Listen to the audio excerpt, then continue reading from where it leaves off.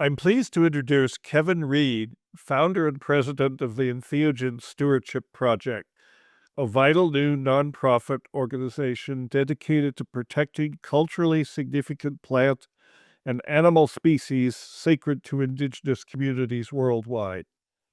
Kevin brings a remarkable 45-year journey as a student of psychedelic science and culture to this crucial conservation work. His path began in 1984 under the mentorship of legendary researchers Sasha and Ann Shulgin, followed by profound connections with iconic figures including Wavy Gravy, Jack Herer, Timothy Leary, Rick Strassman, and many others who have shaped the modern psychedelic renaissance. Kevin's hands-on expertise spans an impressive range of fields, from teaching cannabis extraction in the mountains of Jamaica in 1985 to large-scale indoor cultivation in the Netherlands to designing and successfully opening a state-of-the-art Type 7 cannabis manufacturing facility in California. His diverse interests encompass mycology, conservation biology, indigenous traditions, accelerated learning, transpersonal psychology, and ethical wildcrafting, principles that now support his conservation philosophy. The Entheogen Stewardship Project represents the culmination of Kevin's decades-long commitment to both psychedelic wisdom, indigenous rights, and environmental protection. The organization combats illegal trafficking and exploitation of endangered entheogenic species while fostering respectful collaboration with all indigenous communities whose ancestral knowledge have safeguarded these sacred plant and animal spirits for millennia. Kevin's work addresses one of the most pressing issues facing our community today. How do we honor and protect the plant and animal teachers that have guided human consciousness for thousands of years while ensuring their survival for future generations? Kevin, welcome to the Brain Forest Cafe. Hello, Dennis. Good to see you. Thank you. Tell me how you got into this. You're a polymath. You've done many things in your life. What? Yeah. Tell me a bit of your path since 1984 that led you to where you are now, because it seems like you started out uh, in the cannabis industry and sort of with a commercial orientation. What led to in entheogen stewardship, whatever that may amount to? Yeah, I believe that I have to kind of backtrack a little bit further because I was interested in exploring consciousness long before I found my way to substances or plant medicines. As a child, my parents encouraged me to do magic tricks, magic shows. And this led down the rabbit hole of all the classic prestidigitators. And I remember reading a book on ad lib when I was about 12 years old that basically cracked the code on advertising. And so from then I knew that, that when they told you to buy something, it was a sham, that there was something hiding, misdirection. And but even the magic things led me to, I remember reading about Paramahansa Yogananda when I was young. I remember reading about uh like him stopping his heart and things with yoga. So I was doing breath exercises and having my sister check my pulse and, exploring telekinesis and building pyramids. Like I remember when the Pyramid Power book came out, and I was doing experiments with pyramids I built with my old Tinker toys, and I see. and really seeing effects. Like if I put the banana peel inside of the open air pyramid, and right next to it the banana peel turned brown faster, something was happening that I wasn't seeing. And even when I was like 10, 11, we had a seance. A bunch of children had a seance and recorded it on a cassette recorder. And when we played back the tape, it had all these sounds on it that weren't there when we had the seance. And I like kind of coveted that tape for years, playing it for anybody that would listen, because it was, to me, it was like hard physical evidence of paranormal, phenomenon. And so, I was reading things about paranormal, and then got on to, in junior high, we were seeing all the things about drugs, movies about Art Linkletter, that his Right. daughter, Right. all the scared straight movies. And so I saw a kid in my class one day, and he pulled out, I guess, a marijuana cigarette. Yeah. And so I did the American thing, and I told on him, Oh because no. I was all American, I was like trying to be good, right? Right. And so nothing happened, of course. I went back to class, and then I just started to observe this kid, and it didn't fit the movies, the kid, the situation. So I went to the library. And in my library, I found books that were talking about the earliest discoveries by Wasserman, and uh, the very, very first like experimentations with mescaline were in my library, How and, come and these my, books? and my school. They've probably Okay, banned they were talking. those from school libraries by now. Maybe not. Yeah, they're gone now, but he talked about mushrooms being part of religion, Yes, in that's right. and I went, oh, that's why there's the prohibition. Now I understand. So now I need to learn. So I just started to digest anything I could get from that library. I went down to the public library, and soon I was looking for some cannabis to try. And after trying it, um, you know, I I turned on. But like I remember in high school when kids were like getting high and they were saying how effed up they were. I would say, no, man, you're not effed up. This is medicine. This is a spiritual sacrament. I was like talking that. So I was saying the M word like back in high school, Oh, yeah. because I'd read that. I'd read that it was a curative, it was all different things. That the food, you could get food from the seed. Already I was reading that stuff. Mhm. Then I had the opportunity when I read a High Times magazine. I saw Sasha Shulgin in the High Times, and picked up telephone book, and or not telephone book. I lived in Indiana at the time. That's where I grew up. But I called directory assistants, and yeah, they gave me his number. I called him up and answered the phone and just said, "Hello, who's this? Mm, Yeah. How are you? How are you? What are you doing?" I just wanted to talk to Sasha, and she engaged me completely, on the telephone more than I'd been engaged by anyone on the telephone before.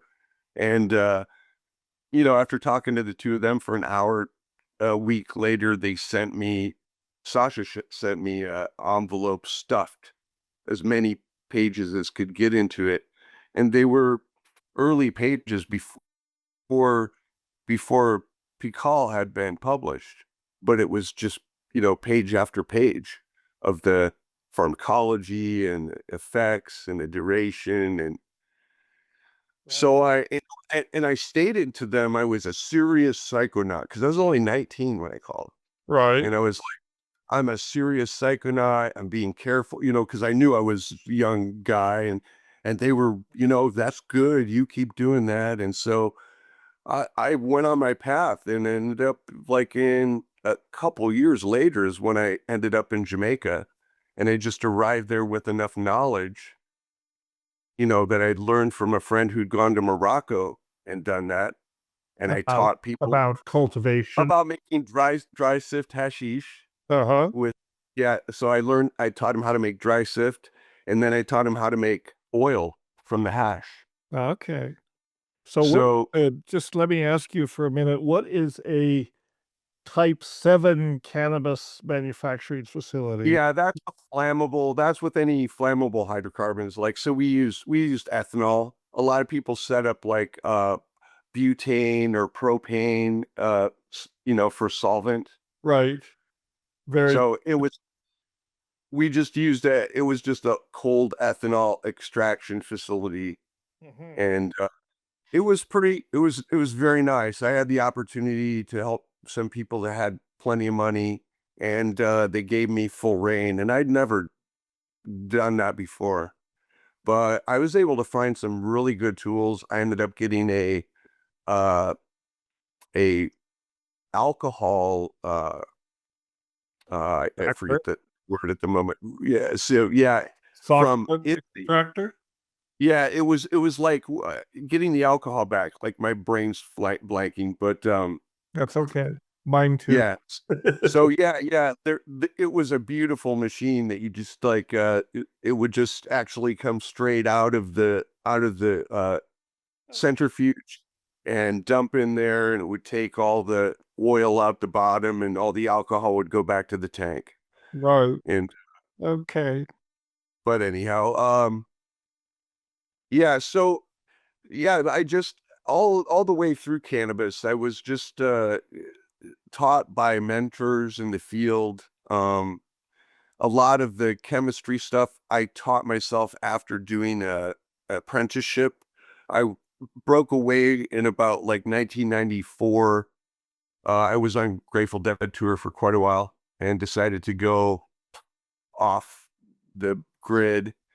And we didn't go too far off grid. We went to Silver City, New Mexico, and I ended up finding a man there with a herbology shop, and so I joined him, and I had an apprenticeship with him for about 6 months, and that just sort of like reinforced my knowledge about how to work with plants, how to turn plants into different types of medicines, and also the wildcrafting that he taught me. He's the one that really taught me about the proper way to harvest plants, Uh-huh. and also the plants as well teach you that.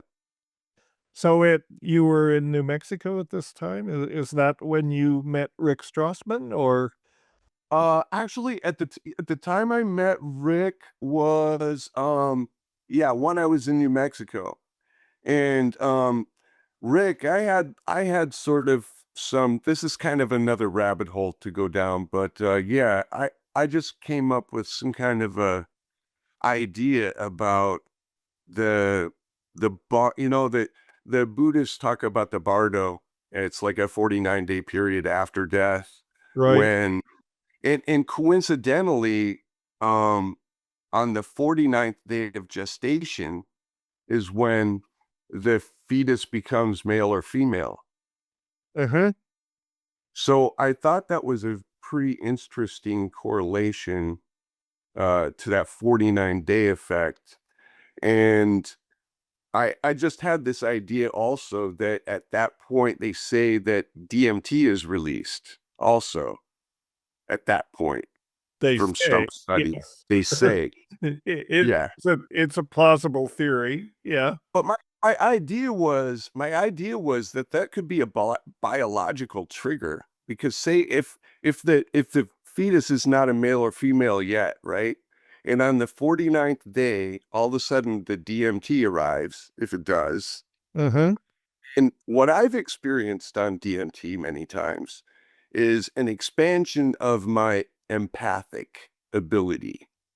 Like I can feel, how you can feel how somebody feels it, but like say if you were in a room, you wouldn't feel how each and every person felt at the same time. Right. Right. But I had something like that with DMT. So my hypothesis was that maybe the baby, male, female, could sense, do we need males? Do we need females?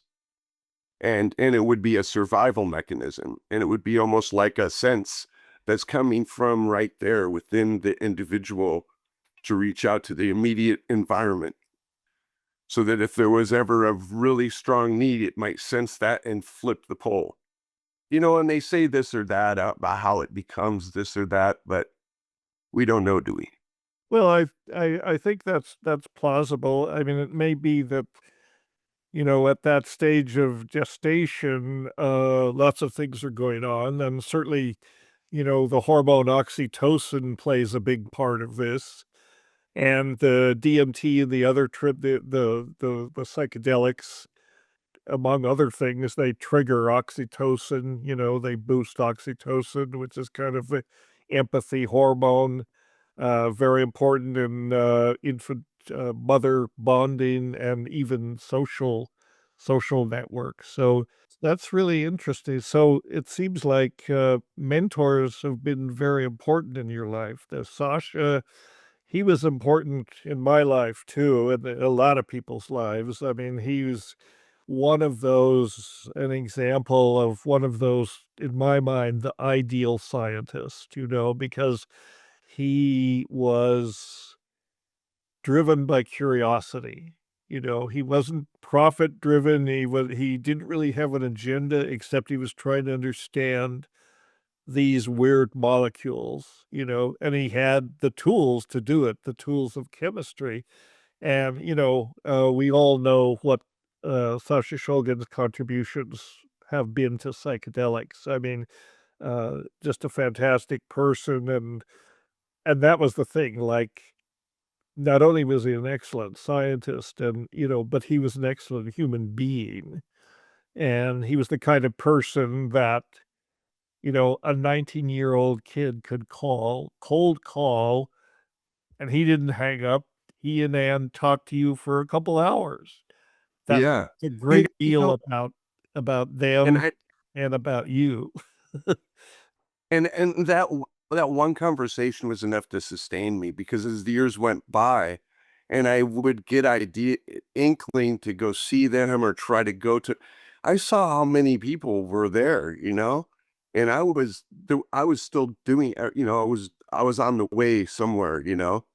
And so I just felt like whatever dose I got the first time, I integrated it into a lifetime of inspiration. And I had something really magical happen. I was in Ecuador 2 years ago at Peguche waterfall by Otavalo.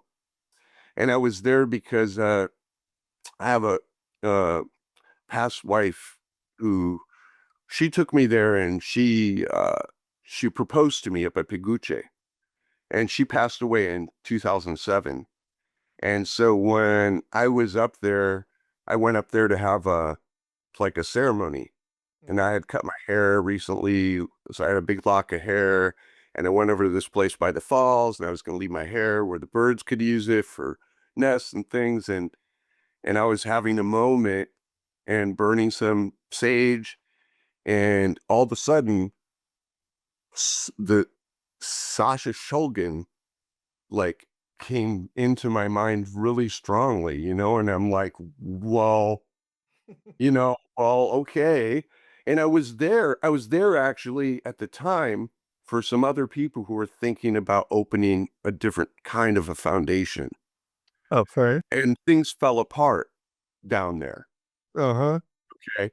And As they so can do often. and so then, that happened. That was the first little wink. And then I moved over to LA to go help my daughter with a litter of cats. So I'm around LA, and there was a psychedelic conference in Los Angeles, and I went there, and What year would that have been? What year would that have so been? that was 2 years ago, Oh, that was recent. almost exactly 2 years ago, Okay. Oh, and I went to this festival, and I took a little medicine. And I had more of an effect than that little medicine. And I was right in, like the mushroom brought me right in. And I started hearing a message to myself. Like I started hearing a message from within myself coming from outside. And that's when this whole like ESP, entheogen stewardship, it has to be done. Nobody's, it would be like I'd be walking around and I'd hear people say that not enough people are doing this to protect this and this. And I was just like, "Yeah, I can do that. I mean, I should do that. Why shouldn't I do that?" And then it kind of started crystallizing. And then, I went a little deeper in the medicine and all of a sudden I had all this like download, like names, faces, like things started to come into it.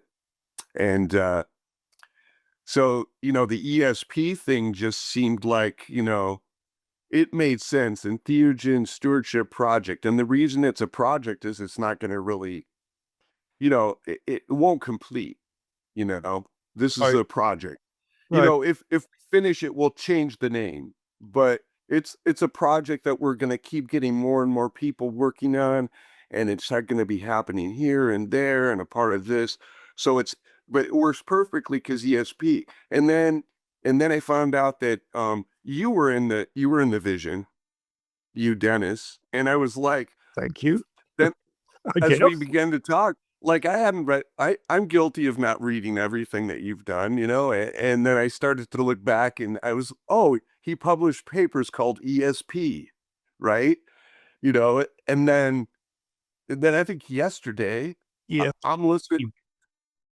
I think you're talking Yeah, about ESPD, the symposium. yeah, ESPD. Yeah, Yeah. ESPD. I just dropped the D. Anyhow, ESPD. Um, And then just yesterday, I like turned on an old interview of Terrence. It must have been from 1980 something, like on TV. And they're talking about ayahuasca. And I haven't read this before. How, like, the very first pharmacologist who classified ayahuasca called uh, the substance telepathy. Yes, harmine, right. That was, Right. Yeah, it was, harming telepathy. yeah, that's that So that's but that was an early name for harmine. People, kept isolating it from different sources, and at the time, I mean, things were not well documented, so people would isolate this compound, which actually came first from Paganum harmala, that's where it got its name, later in ayahuasca, and people would isolate this beta-carboline, not knowing sort of the chemical history of this compound, and then they telepathine or banisterine or yahaine or all these things. The name telepathine, uh, just by its very name, got a lot of attention, and people said, "Oh, there's this obscure, indigenous hallucinogen." They would call it a hallucinogen in those days, and that right. lets you be telepathic. Well, sometimes that's true, but not always. Yeah, But maybe you already were, and you just calmed down enough to notice that you were. yeah, that you're already telepathic. Yeah, I know exactly where you're coming from in that respect. So, are you aware that your organization has a precursor? There was for a while, around 2016 or so, there was an organization called the Ethnobotanical Stewardship Council. Did you ever hear about that? No, I did not. It it didn't go well for them. I was a good friend of one of the founders, a fellow named Josh Wickerham, and they set it up, and they had the best of intentions in the world, very, very much what you're doing with the Entheogen Stewardship Project. They called it the Ethnobotanical Stewardship Council, and they set this thing up, and they were immediately attacked from various directions, and people pounced on them and said, "Well, you're not indigenous. You have no right. You have no business messing with this. What gives you, a gringo from the states to appoint yourself the stewardship of these sacred medicines?" And there was a lot of, and that, of course, well, even back in those days, we know how the media distorts things. That was never their intention. They were never trying to, Yeah. establish themselves as the owners or in any way the managers. They were like your project. They were educational, but they got a lot of pushback, and various people, from different factions really jumped on them, and criticized them quite vigorous. So much so that finally Josh just gave up on it. He just said, "Well, I don't need this shit. I'm gonna go get a Yeah. job." And Well, someday I'd actually really like to talk to him, and I think that just kind of like to reflect back is that I kind of sensed that already. I've always sensed that.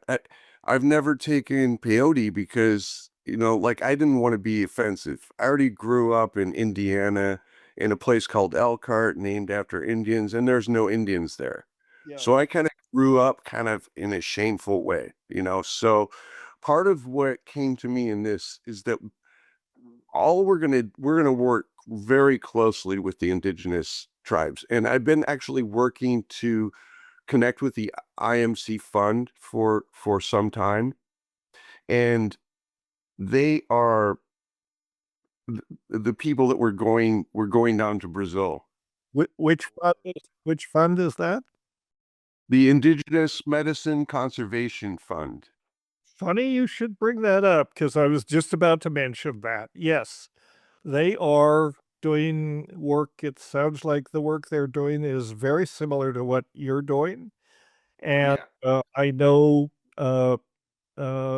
Cody Swift and his wife Miriam, uh, and uh, and they're doing wonderful work. I mean, they're Yeah, really I think Claude, let's yes, see, Claude yes, Ghislaine. yes. Yeah, And also, he's David Bronner is part of it, and um, I forget, but it's mainly Cody Swift and Miriam are the ones that I've interfaced most with, and they're doing excellent work. And for some reason, I don't know whether they're better public relations people or something, but nobody has attacked them or attacked the ICM and said, you're colonialist co-opting sacred knowledge. They haven't had those issues. It doesn't hurt that they have had uh, both financial resources and considerable success in working with the Huichol and other groups that use peyote and setting aside these sacred lands where peyote grows and so on.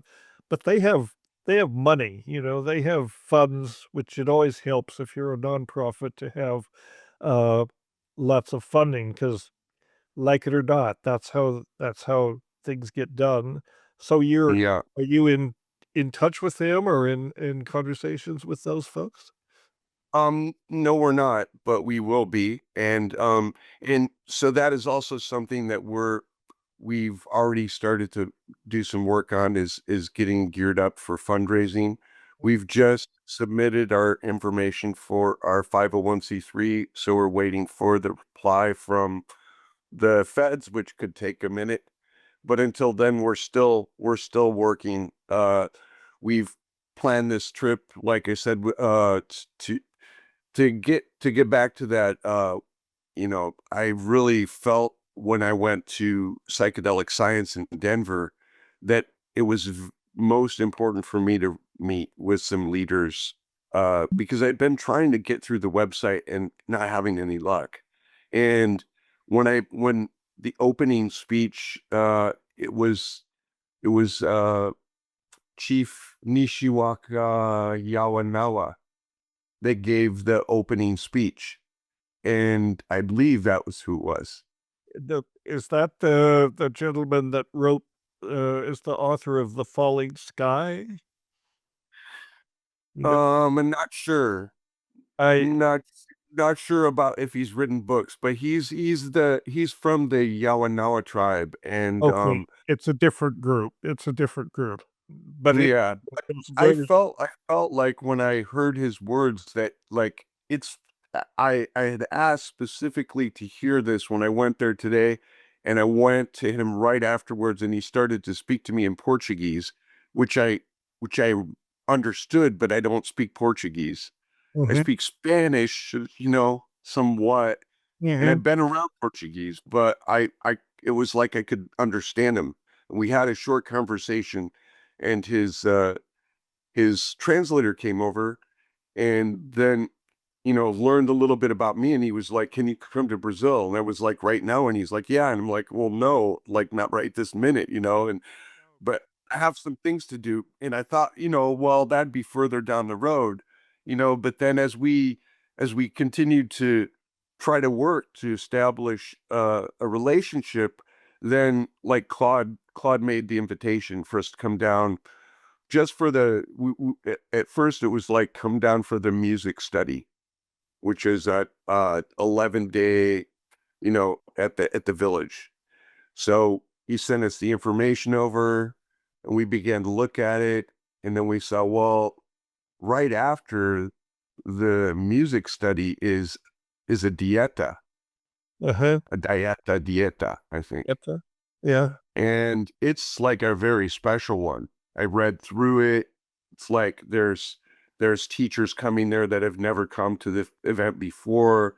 Maybe it's once never happen again. And I was like, well, we're supposed to be there. We have I've never taken ayahuasca, neither has my other friend from the foundation. We're very experienced otherwise, but we've just never chosen to take the ayahuasca because we've never been with someone from the rainforest All to right. do it properly. Well, that's the proper way to do it, is to take And it I know, people and I know that I'm a big set and setting guy. Set and setting is important. It helps you to integrate. very much so. Yeah. Yeah. Well, so you're going to do this thing, this dieta and this music festival, and well, that'll give you plenty to talk about, if nothing else, and plenty to And I think also plenty of time for some of the members of the IMC Conservation Fund to get to know me and so they are involved with this? yes, Okay. Okay. yeah. So it's almost like I feel like that it's the plant medicines initiating me to the work, and that's how I'm looking at it. And also there's going to be some great healing, personal healing for both of us on the foundation, which is everything that we need to be able to do the work even better. And so yeah, it's come about quickly. Like a week ago, I thought I was going for 10 days, and then 2 days later, I was like, oh, 40 days and 40 nights. Well, if you can spare the time, it'll be time well spent. I take it Um, you mentioned that you had been to Ecuador. Have you been to, Peru or any of the Amazonian parts of Peru? I haven't yet, and it's interesting because where we go in Brazil is almost all the way over to the Peru to Okay. Cuenca, So you it's know, it's West Cusco. Brazil. Yeah, Yeah, yeah. but there's really no way to get there on you have to take Brazilian air flight. So we're gonna fly into Brasilia Uh-huh. and then fly into the village where we take off on the boat. We're gonna get there a couple days early so that we can unwind from the travel Right, right. and then have a good time. Have the time that we have and have good of it and whatever of it and let it heal us and let the plant medicines guide us. Makes sense. Yeah. Well, Yeah. that's great. It sounds like you're finding the right way to connect with these communities and your mission. So I think that's good.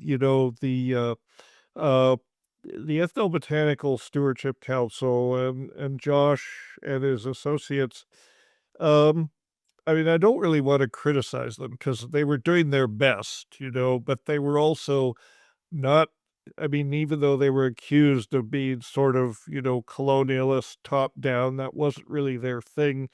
But on the other hand, they didn't also have these close relationships with indigenous communities at that time. So the fact that you're going there and you're going to get immersed in this, I think that's definitely the right approach and And avoid yeah, and then pitfalls. for the new year, I believe the next thing that we're going to be doing is getting in touch with the Dene Nation. We've already talked to them a bit about peyote, working for peyote, Okay. and we just have to do about the same thing. Go spend time. We've actually started to do some study. So we're just, the work is amazing. And not only is the work like a very good education and a very good healing for the mind and the heart and direction for how, how to work with these plants and how to, open people's love to remember, how to love these medicines. It's just good stuff. And I've really seen the magic of the medicines working without physically being present, because we started this project and we have had like that spooky action at a distance going on with the participants Yeah. having these spontaneous healings. Like Sarah was in this with me, and she would have been going down there with me. And then all of a sudden, this epilepsy thing became prevalent that she'd had, but she'd never known about having. And so it was almost like they took her out. They were like, okay, you just need to focus. You do this here and that she's perfect doing what she's doing, you know, and happy, you know. So it's like we are just opening ourselves up. And that's something that I always tell people that I learned when I learned to stop and take the time to speak with the plant spirit or the fungi or the toad Yeah. before the journey.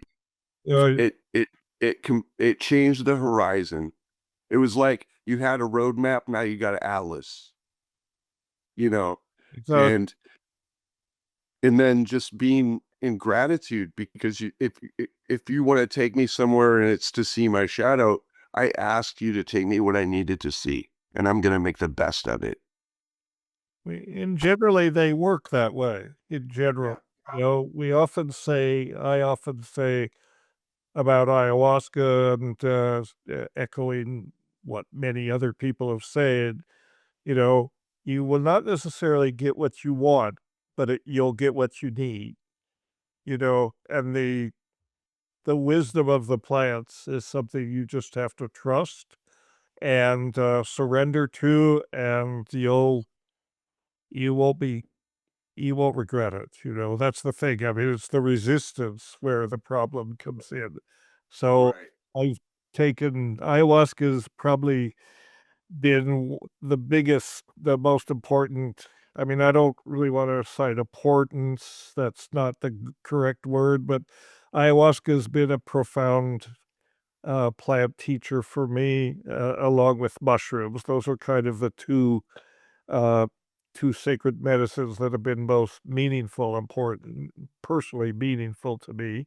Uh, and I'm very grateful to have that connection, because it is this bridge into nature, effectively, the intelligence of nature. And I think one of people learn, of course, many things from their experiences, but I think in this day and age, especially in the indigenous context, one of the most important lessons that we can learn from these plant medicines is to rediscover, reactivate our connection to nature, because the sickness of our culture, the sickness of our species at this point, a lot of it is traceable to being estranged from nature. and we have to rethink our relationship to nature. And that's kind of my soapbox message as well. That's what Absolutely. I talk about symbiosis a lot. These relationships are symbiotic relationships, close biological associations between different species.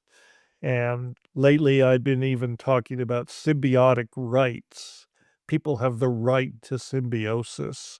And that's a trope that should be discussed more, in my opinion, to assert a right to symbiosis with any damn organism on the planet that you choose. Absolutely. You know, I identify as a mycologist. there you Okay. go. Right, Sometimes I identify as a botanist and I should be able to express that how I express it. right, right. Have you? I was recently last month. I was at the well. Now it's October. In August, I was at the Telluride Mushroom Festival. Have you ever been there? I have never been to the festival, but that my one of my board members lived in Telluride for about 10 years, so she knows the whole crew up there. I just talked to Sir Sir Jesse. Is that right? Don't know Sir Jesse. I know Art Goodtimes is Yeah, art he knows art, and Sir Jesse is he has the house that looks like a water molecule up on the hill. It's like three domes. And he's like one of the original uh he's actually the I think he is one of the original first organizers. He said founding that of it.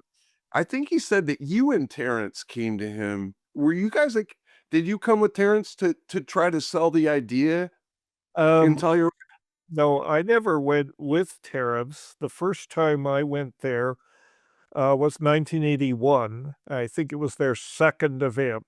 That It was 1981. I went there on my own, and then they didn't invite me back until 2017.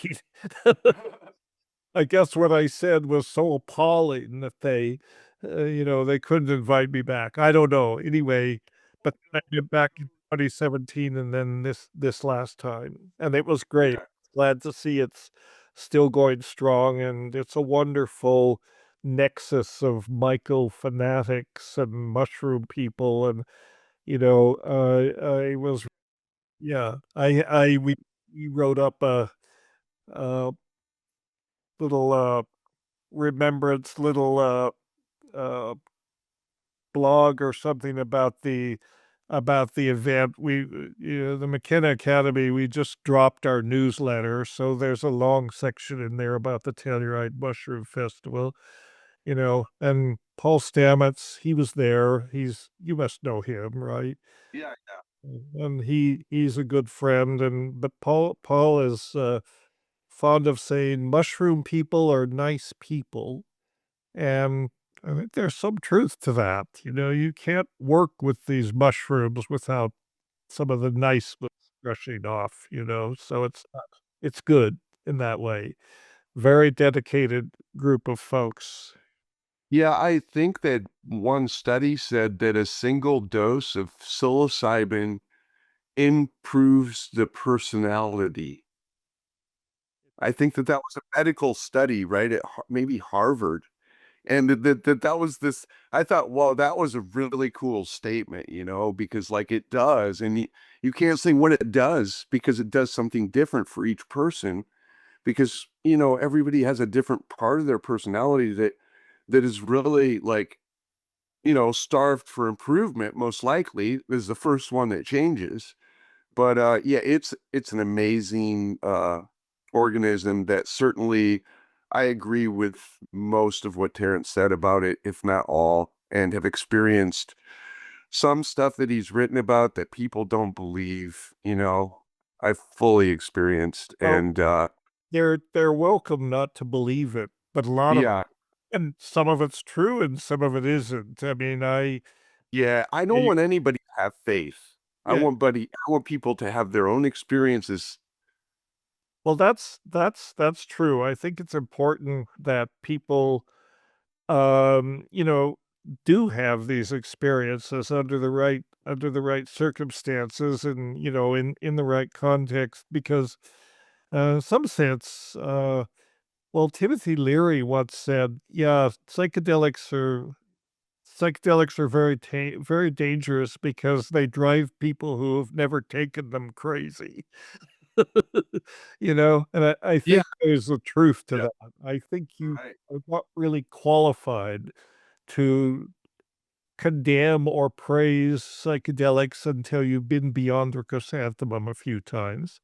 Then True you that. have that expertise. If you've never had it, you don't really have any right to say what it is or condemn it for other people, and that's the nature of these symbiotic, relationships. People should have the right to form these alliances, and it's a gift from nature.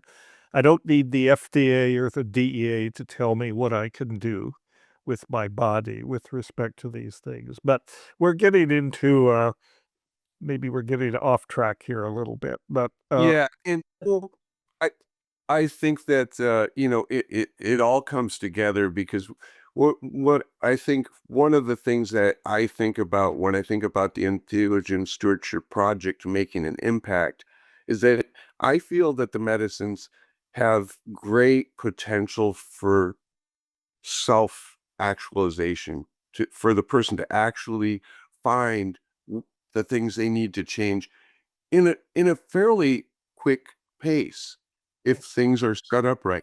So it's like if you get medicine in the right way, if you understand what you're taking and the dosage, all those things are important.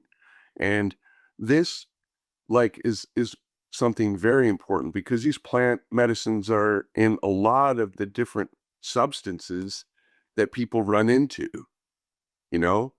And so I believe that once people tune in, it's like Timothy Leary, it's tuning in to traditional wisdom, Mhm. right? And dropping out of, Turn on and take over. right. That's what the agenda needs to be, I think. When we give the loving support back to the traditional healers and the wisdom holders, that that that's gonna that's gonna improve your own healing. It's giving back your understanding is what you need. It's not like sorry, it's actually understanding. We need to slow down and breathe and study the medicines and the traditions and then learn how to support the indigenous people who've been protecting them and will be protecting them.